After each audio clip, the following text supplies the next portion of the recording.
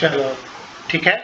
अब देखो parallel plate capacitor क्या है, यह consist of two large plane parallel conducting plates, यानी कि दो प्लेट्स को हम लोग स्क्रीन नहीं दिख रहा। स्क्रीन नहीं दिखा है।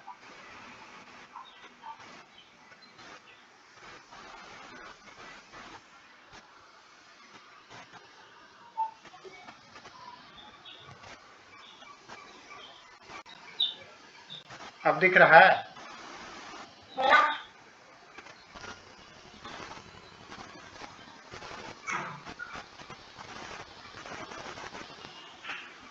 अब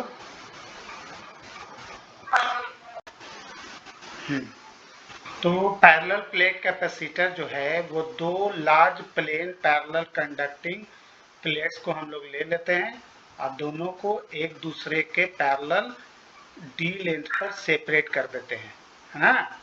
दोनों के बीच का लेंथ कितना है, D, separated by a small distance D. ठीक है। अब हम लोग इसके बाद क्या करते हैं कि एक पर positive charge surface charge density कर दिए, दूसरे पर नेगेटिव चार्ज, है ना। तो इसके बीच जो प्लेट्स के बीच का एरिया है उसको हम लोग वैक्यूम छोड़ देते हैं, खाली रखते हैं। ठीक है। अब the effect of dielectric medium between the plates is discussed in the next section. हम लोग जो इसके बीच का ये है, अगर हम लोग डाइलेक्ट्रिक डाल दें तो क्या होगा वो हम लोग अगले पार्ट में देखेंगे, है ना। अभी हम लोग देख रहे हैं कि इसके बीच जो स्पेस है वो क्या है, वैक्यूम है। ठीक है।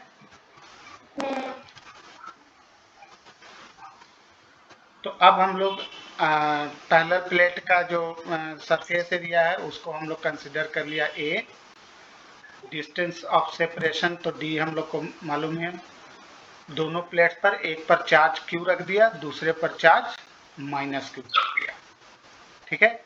अब ये जो है कि डी जो है कि बहुत स्मॉल है ना, then linear dimension of D इतना, तो D square is very less, यानी कि हम लोग इसको नेग्लिजिबल समझ सकते हैं। ठीक है। तो अब इस वजह से क्या होगा, हमारा electric field by an electric infinite plate sheet of uniform surface charge density कितना हो जाएगा, हमको मालूम है सरफेस चार्ज डेंसिटी कितना होता है, बोलो, चार्ज अपॉन सरफेस एरिया। तो ये यहाँ पर दिया, प्लेट 1 पर भी उतना ही होगा और प्लेट 2 पर भी उतना ही होगा, लेकिन नेगेटिव। क्यों होगा, क्योंकि इस पर चार्ज जो है प्लेट 2 पर हमारा नेगेटिव चार्ज डिस्ट्रीब्यूट है ना। यहाँ देख रहे हैं हम लोग, ये नेगेटिव चार्ज है, तो नेगेटिव चार्ज डिस्ट्रीब्यूशन है। तो अब हम लोग electric field in different regions is, तो हम जानते हैं कि इलेक्ट्रिक फील्ड क्या होगा, sigma sigma upon 2 epsilon minus sigma upon 2 epsilon, यानी कि नेट इलेक्ट्रिक फील्ड इसमें क्या होगा, zero. The electric difference in different regions is zero. तो outer region above the plate 1 zero होगा, और नीचे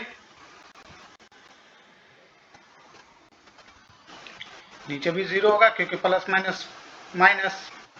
अब आ जाइए अंदर में, मतलब दोनों प्लेट के बीच में हम लोग देख रहे हैं, है ना। तो दोनों प्लेट के बीच में क्या होगा कि electric fields due to two charges plates add up, दोनों को हम लोग जोड़ सकते हैं। अब दोनों को जोड़ेंगे तो क्या हो जाएगा, हाफ हाफ फुल हो जाएगा, यानी कि सिग्मा अपॉन एप्सिलॉन। और सिग्मा हम लोग जानते हैं कि चार्ज अपॉन एरिया, क्योंकि सरफेस चार्ज डेंसिटी है, तो सरफेस चार्ज डेंसिटी हमारा हो गया। तो अब हम लोग एक फॉर्मूला याद रखेंगे कि जब भी दो पैरेलल प्लेट्स रहेगा, है ना, एक पर माइनस चार्ज और दूसरे पर अगर प्लस चार्ज डिस्ट्रीब्यूटेड है, तो इलेक्ट्रिक फील्ड सिर्फ अंदर ही होगी, है ना, इसके बाहर इलेक्ट्रिक फील्ड नहीं होती है ना। क्यों? क्योंकि इसके वजह से मान लो यहाँ पर कोई पॉइंट है तो इसके वजह से इलेक्ट्रिक फील्ड इधर होगा और नेगेटिव के वजह से इधर होगा, दोनों कैंसिल हो जाएगा।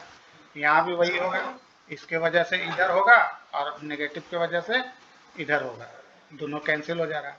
लेकिन इसमें क्या है कि एक पॉइंट पर इधर और दूसरे पॉइंट पर भी इधर अंदर में है ना, तो अंदर में दोनों पॉइंट पर सेम है इसलिए ऐड हो जाता है।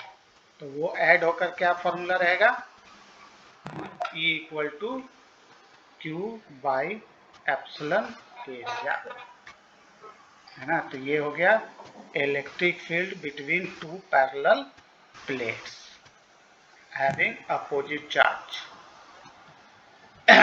ठीक है, तो डायरेक्शन जो है वो किधर होगा, हम जानते हैं डायरेक्शन पॉजिटिव टू नेगेटिव होता है, तो डायरेक्शन हमेशा इलेक्ट्रिक फील्ड का किधर से किधर रहेगा, पॉजिटिव से नेगेटिव की तरफ, है ना, इस तरह। ठीक है, तो अब ये दिमाग में रखना है कि इलेक्ट्रिक फील्ड इज लोकलाइज्ड, मतलब लोकल हो जाता है, अंदर ही रहता है, बाहर नहीं जाता है, between two plates and is uniform through out ना। कोई भी पॉइंट लें यहाँ पर, है ना, इसके बीच में सब जगह हमको इलेक्ट्रिक फील्ड कितना मिलेगा, इतना ही मिलेगा। क्लियर? अब इससे हम लोग एक और फॉर्मूला जनरेट करते हैं।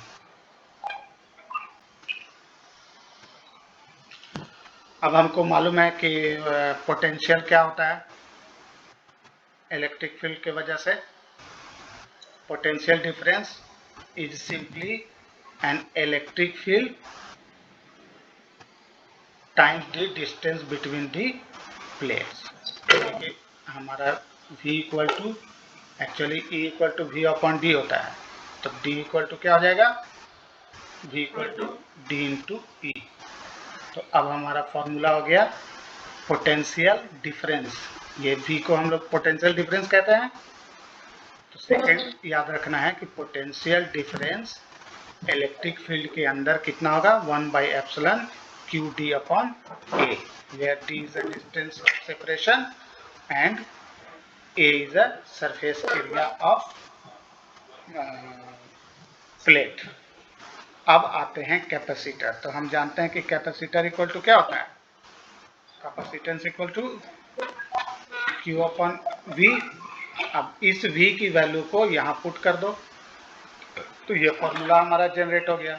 तो अब नेक्स्ट फॉर्मूला हो गया हमारा, देखो इसको इधर भेज दो, बाकी सबको इधर भेज दो। जैसे हमारा हो गया Q upon V equal to epsilon A upon D, है ना, इन सबको उधर भेज दिया और V को इधर ले लिया, तो ये हमारा हो गया। अब इस फॉर्मूले को हम लोग यहाँ रख देंगे, तो क्या देख रहे हैं कि C हमारा हो गया epsilon not A upon D।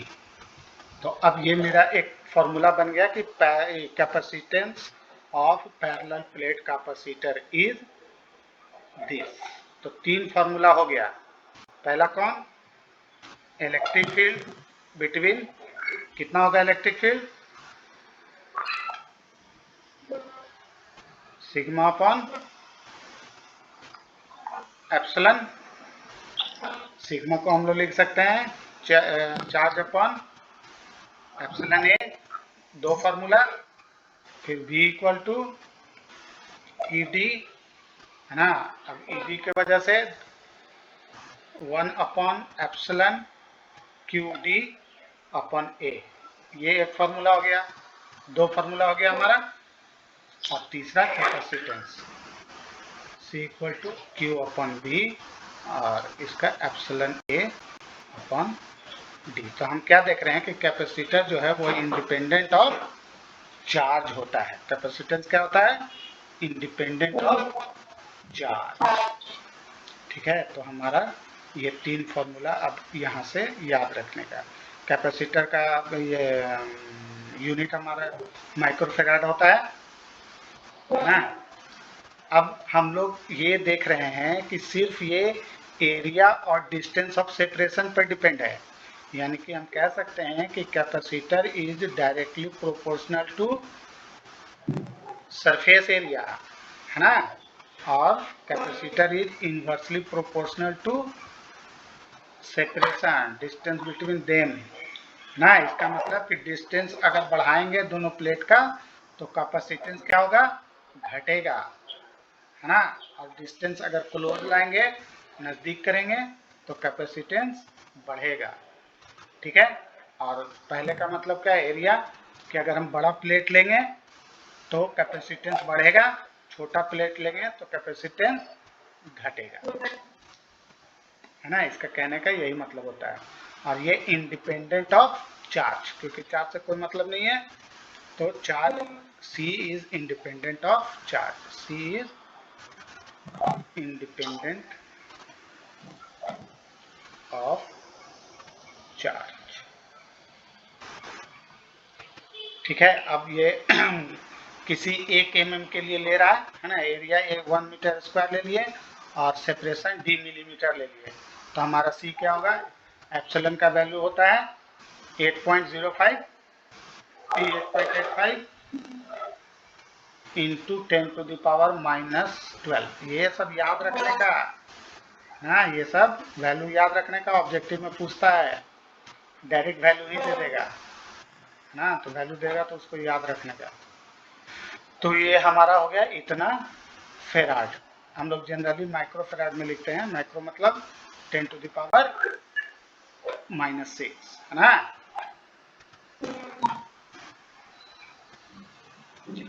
तो 1 फेराड को हम लोग कूलम पर वोल्ट भी बोलते हैं, और कूलम 1 कूलम न्यूटन सेंटीमीटर को फिर हम लोग इस तरीके से वोल्ट को कन्वर्ट करते हैं न्यूटन सेंटीमीटर में, पर सेंटीमीटर में, है ना।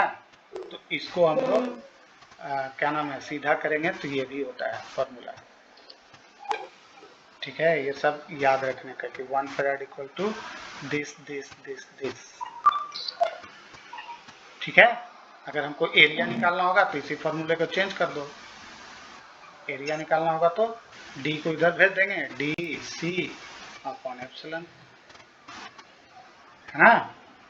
अगर हमको डिस्टेंस सेपरेशन निकालना होगा तो डी को भेज दो, एप्सिलॉन ए बाई सी।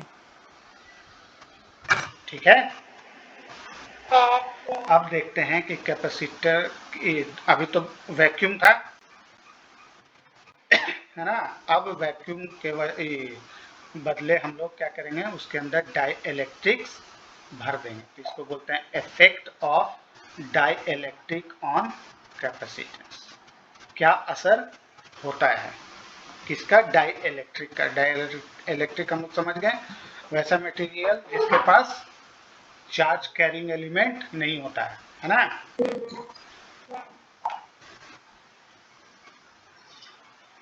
तो अब इसमें हम लोग सेम चीज ले लिया, दो पहले प्लेट रख दिया, एक पर पॉजिटिव चार्ज एक पर नेगेटिव चार्ज रख दिए, उसका एरिया अपना क्यू है, डिस्टेंस ऑफ सेपरेशन डी है, चार्ज के वजह से पोटेंशियल इतना जनरेट होगा, और वैक्यूम में इसकी इलेक्ट्रिक फील्ड कितनी होगी। अब जो वैक्यूम में है इसको हम लोग ई नॉट मान लेंगे, है ना। ई नॉट मतलब इनिशियल कंडीशन है। अब हम लोग इसके बीच में डाई इलेक्ट्रिक्स डालते हैं, तो ये तो हमारा सब ऊपर वाला फॉर्मूला को लिख रहा है ना। ये वैक्यूम के केस के लिए E nought, V nought, C nought, ये सब किस केस के लिए है, वैक्यूम केस के लिए। अब कह रहा है कि now consider next a dielectric inserted between plates fully occupying the intervening region, यानी कि जो हम लोग ये प्लेट लिए हैं, है ना, इस प्लेट के बीच में एक डाइलेक्ट्रिक एकदम पूरा भर दिया है ऐसे, है ना, थोड़ा सा भी जगह इसमें खाली नहीं है। ठीक है, डाइलेक्ट्रिक भर दिया। अब हम जानते हैं कि डाइलेक्ट्रिक जो है वो पोलराइज्ड हो जाता है फील्ड इलेक्ट्रिक फील्ड की वजह से, हाँ, हम लोग ऊपर देख चुके कि डाई इलेक्ट्रिक मटेरियल जो है वो पोलराइज्ड हो जाता है फील्ड की वजह से, है ना।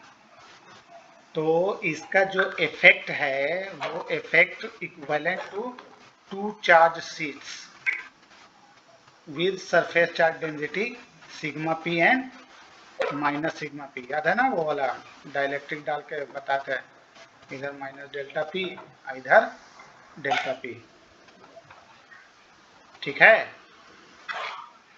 तो वो वाला केस। तो इलेक्ट्रिक फील्ड चार्ज के वजह से इसमें क्या जनरेट हो जाता है, surface charge density. Plus plate पर प्लस सिग्मा डेल्टा ई, और इस पर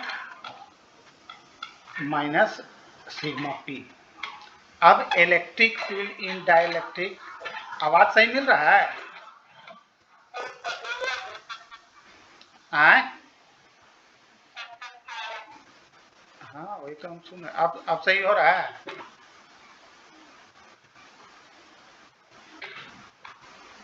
अब सही हो रहा है?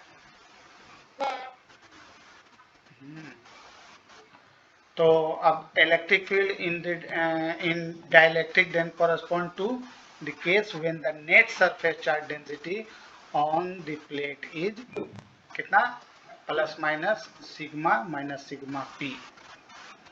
तो अब नेट चार्ज डेंसिटी हमारा ये सिग्मा पी हम लोग इस डाइलेक्ट्रिक की वजह से पोटेंशियल जनरेट हुआ है, ये सरफेस चार्ज डेंसिटी है ना, और जो नेट हमारा सिग्मा है वो ड्यू टू इलेक्ट्रिक फील्ड, इन दोनों का डिफरेंस हमारा नेट चार्ज डेंसिटी होगा।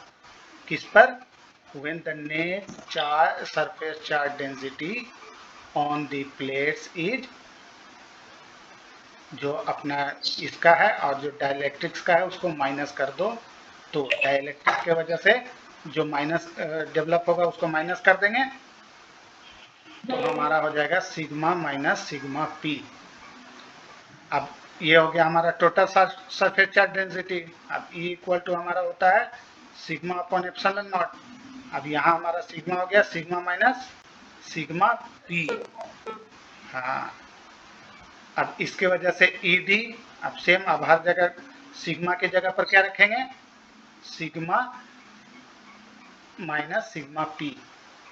ठीक है, क्यों, क्योंकि ये सिग्मा पी जो है वो डाइलेक्ट्रिक के वजह से जनरेटेड सरफेस चार्ज डेंसिटी है, तो उसको तो हम लोग हटा देंगे तब ना नेट निकलेगा हम लोग को, है ना। तो नेट निकालने के लिए हम लोग सिग्मा पी को माइनस कर दिए। अब सब फॉर्मूला चेंज हो गया हमारा। अब वी हमको मालूम है ई डी होता है, तो अब ई के जगह पर, इसके जगह पर हम लोग यहाँ रख दिए sigma minus sigma P upon epsilon not, और ई डी अब यहाँ ई के जगह पर रख दो sigma minus sigma P upon epsilon D. ठीक है,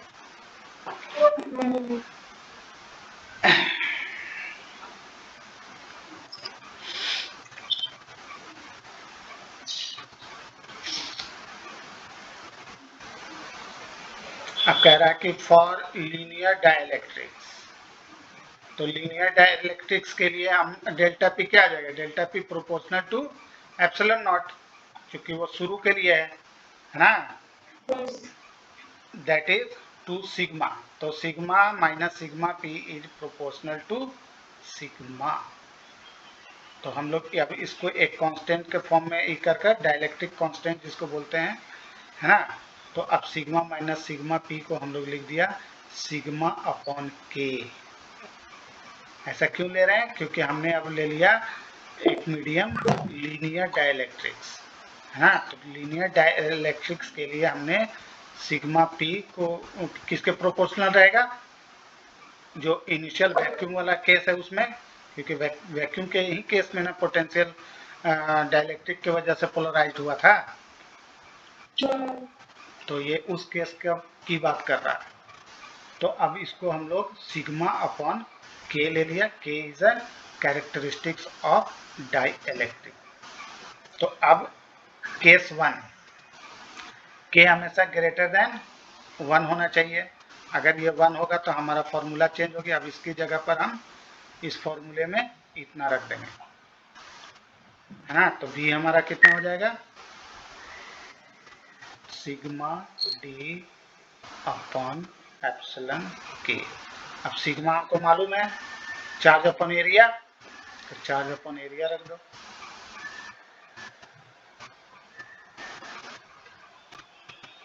ठीक है, तो देखो फॉर्मूला सेम है ना, बस हमको क्या बढ़ गया, डाई इलेक्ट्रिक कांस्टेंट। क्या बढ़ गया, डाई इलेक्ट्रिक कांस्टेंट। और sigma equal to sigma P minus sigma P, मतलब जो डेवलप हुआ इलेक्ट्रिक फील्ड की वजह से माइनस जो पोलराइज होने की वजह से पोटेंशियल डेवलप हुआ था, दोनों को माइनस कर देंगे तो हमारा sigma upon dielectric formula निकलेगा। तो एक ये फॉर्मूला हो गया। अब हमको कैपेसिटर निकालना है, तो Q को इधर V को इधर भेज दो, बाकी सबको उधर भेज दो।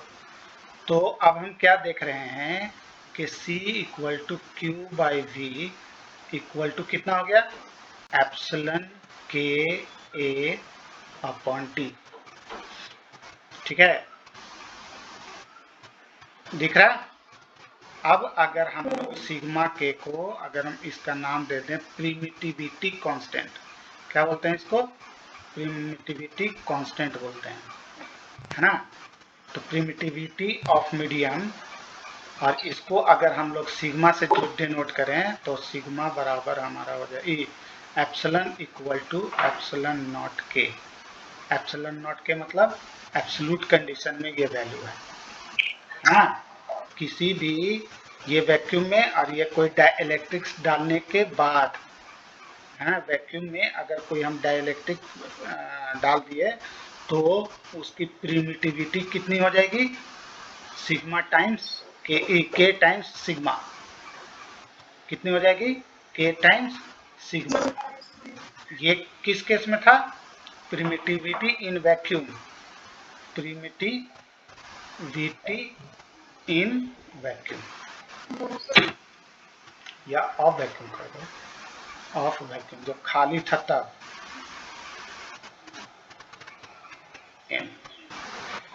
तो और जब हम लोग कोई डाइलेक्ट्रिक्स अगर उसके बीच में डाल दिए तो हमारा प्रिमिटिविटी कितना हो जाएगा, के टाइम्स सिग्मा।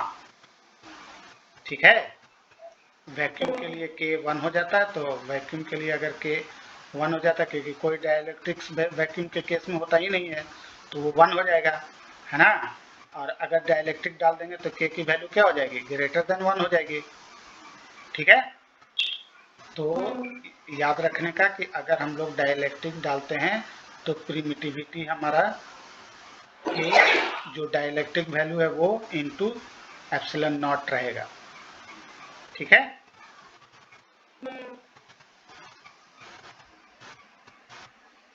ये सब फॉर्मूले को लाइन से एकदम दिमाग में सेट कर लेने का। तो डाइलेक्ट्रिक कांस्टेंट बराबर, अब इससे हमारा एक और फॉर्मूला निकल गया, K equal to epsilon by epsilon naught. ये क्या हो गया, प्रिमिटिविटी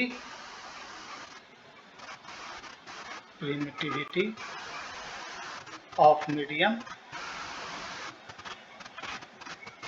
और ये हो गया प्रिमिटिविटी ऑफ वैक्यूम, है ना, प्रिमिटिविटी ऑफ वैक्यूम।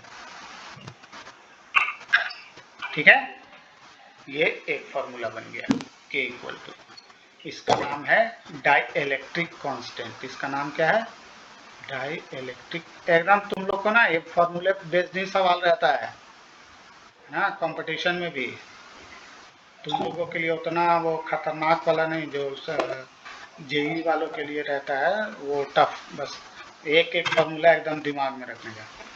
अब देखो एप्सिलॉन के वजह से हमारे पास 2 फॉर्मूला आया, है ना, एप्सिलॉन नॉट, अभी सिग्मा के जगह पर एप्सिलॉन रख दो तो फॉर्मूला तो वही हो गया ना, एप्सिलॉन के ए अपॉन डी। अब इसके जगह पर एप्सिलॉन खाली रख दो तो एप्सिलॉन ए अपॉन डी हो गया। और फर्स्ट वाला केस में क्या था, sigma C naught epsilon naught A upon D, दिख रहा। अब दोनों को अगर हम रेशियो निकालेंगे तो ये क्या होगा, कट जाएगा, epsilon epsilon A D D cut जाएगा, तो हमारा क्या बचेगा, सिर्फ के सी और सी नॉट। क्या बचेगा, के इक्वल टू, अगर हम मान लो रेशियो निकालते हैं, एप्सिलॉन, पहले एप्सिलॉन लिखते हैं, एप्सिलॉन ए अपॉन डी, और यहाँ हो गया एप्सिलॉन ए अपॉन डी, तो डी से डी कैंसिल, एरिया से एरिया कैंसिल, तो हमारा क्या बचा, सिग्मा अपॉन एप्सिलॉन नॉट। अब हम जानते हैं सिग्मा बराबर एप्सिलॉन बराबर से एप्सिलॉन नॉट इंटू के, तो यहाँ पर रख दो एप्सिलॉन नॉट इंटू के, एप्सिलॉन नॉट, ये कट गया है ना, और इधर क्या बचा, सी अपॉन सी नॉट। तो हमारा ये फॉर्मूला अब K equal to C upon C naught, ठीक है। तो अब इससे क्या हमारा निष्कर्ष निकला कि डाइइलेक्ट्रिक कांस्टेंट जो है अगर सब्सटेंस का, है ना, वो ग्रेटर देन 1 होता है, factor by which capacitance increases from its vacuum value, है ना, के टाइम्स बढ़ जाता है, यानी कि सी इक्वल टू हम लोग लिख सकते हैं के सी नॉट, लिख सकते हैं ना इस फॉर्मूले से। अभी सी नॉट को इधर भेज दो, तो के सी नॉट, तो हम लोग बोल सकते हैं कि जितना वैल्यूम, जितना कैपेसिटेंस वैक्यूम में था उसका के टाइम्स हो जाता है जब हम कोई डाइइलेक्ट्रिक्स डाल देते हैं, तो दो प्लेट्स, दो पैरेलल प्लेट कैपेसिटर के बीच में अगर हम डाल देते हैं तो वो क्या हो जाता है, के टाइम्स इंक्रीज हो जाता है, ठीक है। वही चीज को ये बोल रहा है, when the dielectric is inserted fully between the plates, then the capacitance increases from its vacuum value, कितना टाइम्स, k टाइम्स, ठीक है। एकदम सारा फॉर्मूला, बस फॉर्मूला तो याद रहना ही चाहिए, उसका मतलब क्या मीनिंग निकला। तो पैरेलल प्लेट कैपेसिटर का हो गया, it was good for any type of capacitor, है ना, ये किसी भी टाइप के कैपेसिटर के लिए वैलिड है इक्वेशन। और general definition of that electric substance हम लोग के तौर पर इसको देखते हैं, ठीक है। तो यहीं तक रहने दिया जाए।